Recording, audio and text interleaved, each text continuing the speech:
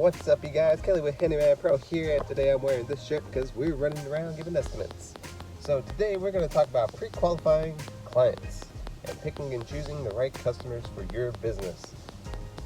And if you don't know this by now, you should not take every single customer that comes your way in every single project, because some projects are just not the right fit for you and you won't make money that way.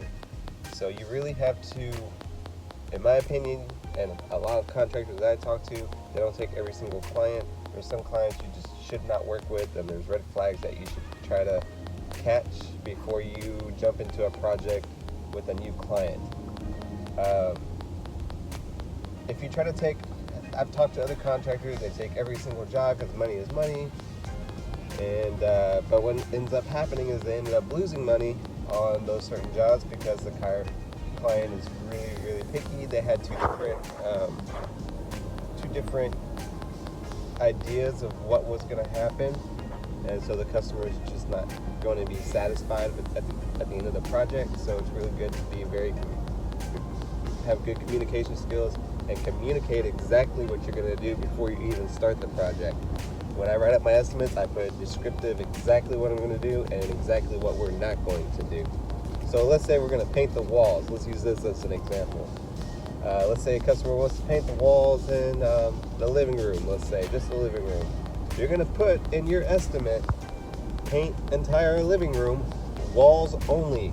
And then underneath that, just to clarify, does not include baseboards, trim, crown molding, all that stuff. You got to be very descriptive on what you say, because then you might get screwed on the end and the customer comes back trying to get a freebie and saying, oh, well, you're supposed to do all the baseboards too and stuff. We talked about painting the whole living room. And when actuality, y'all talked about painting the walls only. So make sure you put that in your estimate before you start the project, and make sure you get your customers to sign that contract before you even get started working. Another thing, some red flags that come to me is I had a customer yesterday. Here's a good example. I ended up turning down a job because of a couple of things. The customer wanted to do a pantry, expand it, just a small pantry. It had a little closet on the side. We were going to expand it into that closet, right? And she wanted to replace 2 toilets. Well, as most of you contractors know, materials has pretty much doubled, if not tripled, in price in the past couple of months. And at the same time, competition and the prices still kind of stay the same for what we're doing. So there wasn't much profit to be made in that job. It's too small of a project. But I was going to make enough to offset that with the toilets to make it worthwhile. I was like, all right, I'll take this little job. At least it gives my employees some kind of work and I still make some money out of it. Well, I told her I'd write her up an estimate and send it to her email, just so she could look over all the descriptive things of what we're going to do, even though I already explained it to her at the beginning. She approved the price and everything. I gave it to her right then and there.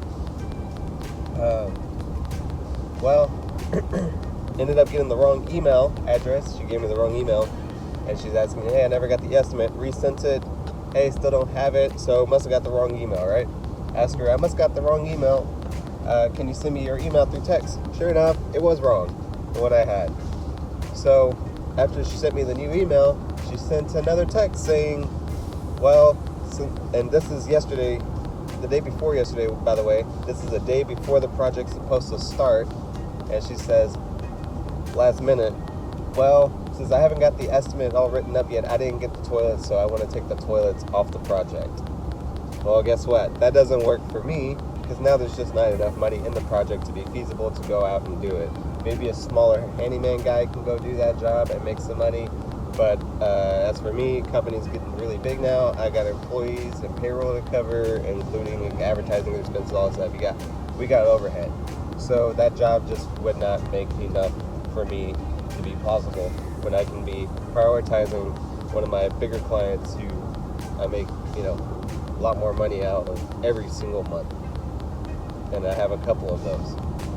Oh, that's another thing. Always prioritize who your clients are. Your high-end clients, you want to prioritize over your low-end clients.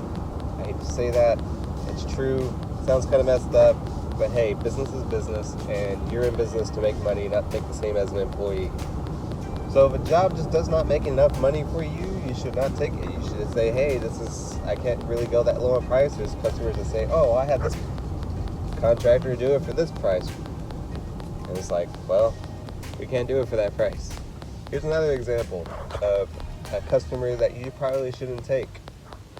Ended up going to this one guy's house. He wanted to do a patio. His patio was flat. Of course, water was collecting there and sagging.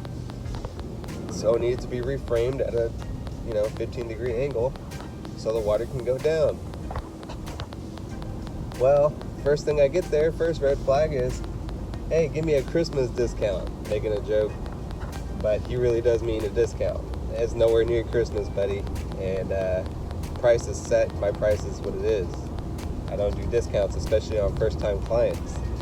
Now, if you're a recurring client and I've got quite a few jobs from you, I'll give you a discount. But if you're a new client, there's no discounts. That's another thing you should do. Stop giving discounts. Your price is your price. You know your worth. Don't let anybody undervalue you. But hand them the price right then and there, around $4,000. Oh, that's too expensive. I have one guy go for $2,900. And here's what you say to that. Well, if one guy can go do it for $2,900, you should totally call him up, let him do the job. I'm totally fine with it. I'm not trying to compete. His response was, oh no, but I really want to go through you because you're a professional company. I want to go through a professional company who I know is going to make the job right. Well, guess what? Going through a professional rather than, somebody who's doing it as a side gig, it's going to cost you extra. I'm not just going to do it for the same price as the other guy. That's undervaluing my company. So no, my price is set as what it is. The guy's kind of upset because I won't go down to his price. But that's another thing.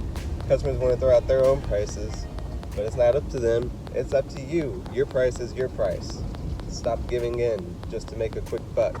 Because at the end of the day, you're going to go through your books and realize you really didn't make that much money, and you're over here running around, 12 hours a day working just to make a little money because you're taking every single client just to make a little money. Not all clients are a good fit for you. Plus, if you start doing that, where you start declining customers that you feel like you should not work with, you're going to make more room to prioritize your main clients that bring in most of your money in and take care of them. And guess what? You're going to be working less and you're going to be making more money. It's a win-win situation, people. So get it out of your head that you have to take every job and having to haggle and negotiate your own prices just to get the job and knock yourself out and taking profits out of yourself, taking food off your family's table. Stop it. Stop doing that. Not all clients are a good fit, guys. Anyway, guys, I hope this was a helpful tip to y'all. We're still going on the new ranch that I bought, so stay tuned for more videos to come on the abandoned ranch.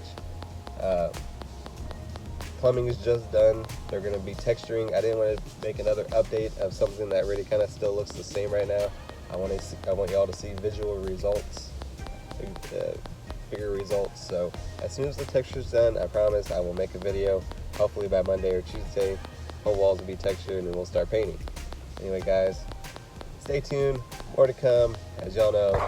And if you like the video, hit the like and subscribe button for me. It really helps on my channel. And until next time, see ya.